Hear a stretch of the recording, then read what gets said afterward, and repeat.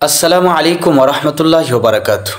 প্রিয় দর্শক, আমার একজন দর্শক উনি প্রশ্ন করেছেন যে হুজুর, তালতুবাইকে বিবাহ করা যাবে কি? তালতুবাই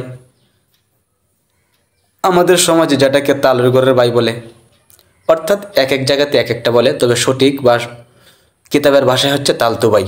তালতুবাইকে বিবাহ করা বা তালতু বোনকে বিবাহ করা বিধান একটাই, আর সেই বিধানটি আমি আমার সাধ্য অনুযায়ী আপনাকে বলার চেষ্টা করব। আপনি ধৈর্য সহকারে শুনবেন, ইনশাল্লাহ আশা করি উপকৃত হবেন। এখন তালতুবাই হচ্ছে ভাবির ভাই তালতুবাই, অথবা বোন জামাইয়ের ভাই তালতুবাই, দুদিক দিয়েই তালতুবাই। এখন তালতুবাইকে বিবাহ করা জায়েজ, এটা ইসলামে সমর্থন করে। এই জন্য আপনি কি করতে পারবেন? বিবাহ করতে পারবেন। কিন্তু এখানে একটা জিনিস আপনাকে খুব লক্ষ্য রাখতে হবে। আমি আমার অভিজ্ঞতা থেকে বলছি, বা আমার একজন বন্ধু ছিল যে এই সমস্যার সম্মুখীন হয়েছে, এটাই আমি আপনাদের কাছে তুলে ধরছি। আমার একজন বন্ধু, ওনার বাড়ি ছিল বরিশালের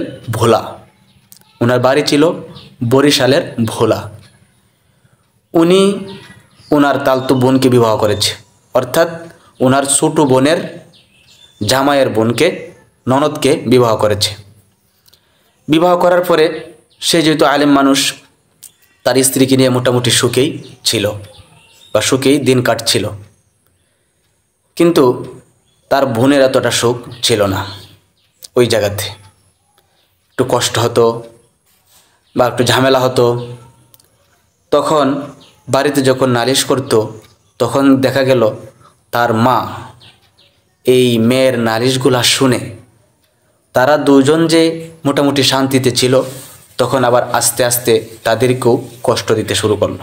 ওই মেয়েটাকে কেন কষ্ট দিতে শুরু করলো? যে তার কথা হচ্ছে যে তোমাদের বাড়িতে আমার মেয়ে শান্তিতে নেই, আর আমার বাড়িতে তোমাকে জামাই আদর করে খাওয়াবো। এই সমস্ত কথা বলতো এবং বিভিন্ন ধরনের খোঁটা দিত, ভুল না হলেও ভুল ধরতো। এরকমভাবে আস্তে আস্তে তাদের সংসারটাও অতিষ্ঠ হয়ে ওঠে। এই জন্য তালতু বোন বা তালতু ভাই তাদেরকে বিবাহ করা জায়েজ, কিন্তু পরবর্তীতে এই সমস্যার সম্মুখীন সবাইকে হতে হয়।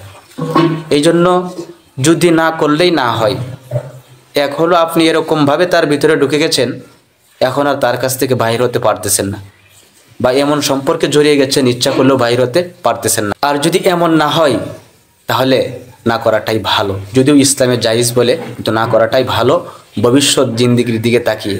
কারণ বর্তমান সময়ে একটু না একটু সমস্যা হয়েই থাকে।